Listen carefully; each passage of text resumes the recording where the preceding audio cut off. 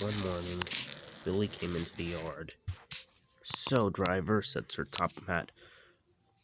Billy, sorry. "What are we supposed to do?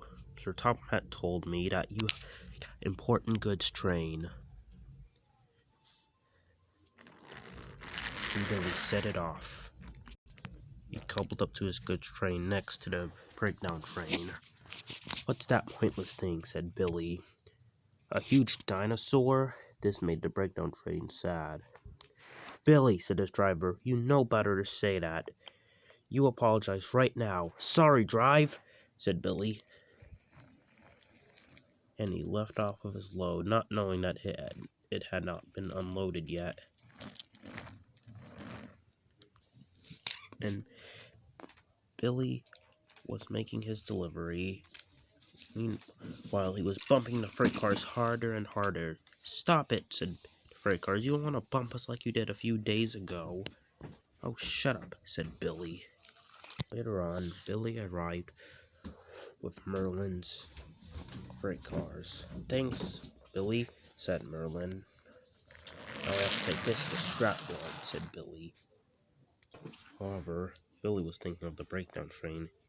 He now felt guilty. "My driver is right," he said. Later on, Billy saw the breakdown train again. "I'm really sorry for what I said about you," said Billy. "Don't worry," said the breakdown train. "I can accept your apology." Then the workman came. "Billy, Billy!" cried the workman. "What's wrong?" "James has had an accident with the freight cars, and Emily's stuck by the retake again. Dang it. Billy, good thing you're here. You and the breakdown train have to get James back on the rails. Emily's stuck at the crossing, and he crashed into some supplies for the quarry.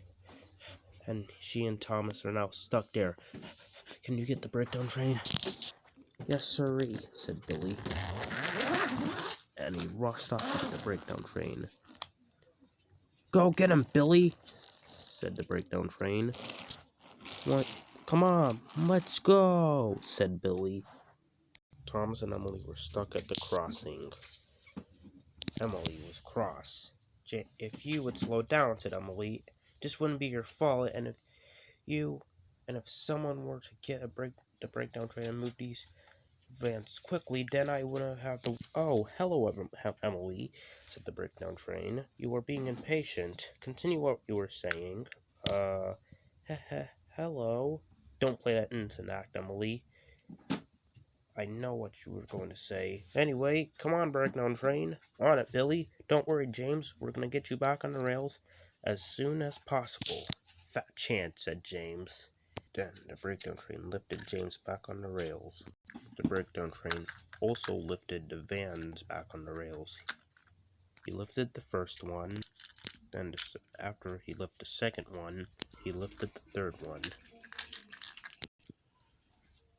"Whew," said the breakdown train.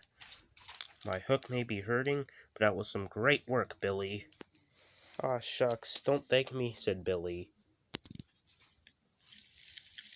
Then Sir Topham Hatt came with 199. "Well done, Billy," he cheered. "For redeeming yourself, you get to pull a special passenger tomorrow." "Hooray!" cheered Billy. "This is the happiest day of my life." Even Thomas knew that Billy had changed. "What about me, sir?" "James, you must learn how to not go too fast with freight cars." Yes, sir." "Now can someone please remove these bricks from the rails?" "On it, James," said the breakdown train. "Wow, Billy," said 199. "After all these years of me thinking, silly engine, you actually redeemed yourself?" "Well, I would say, I'll see it when I believe it, you stinky steamy." I have to say a little bit well done, considering I'm not a big fan of steamies. Come on, let's go home." And Billy felt very happy.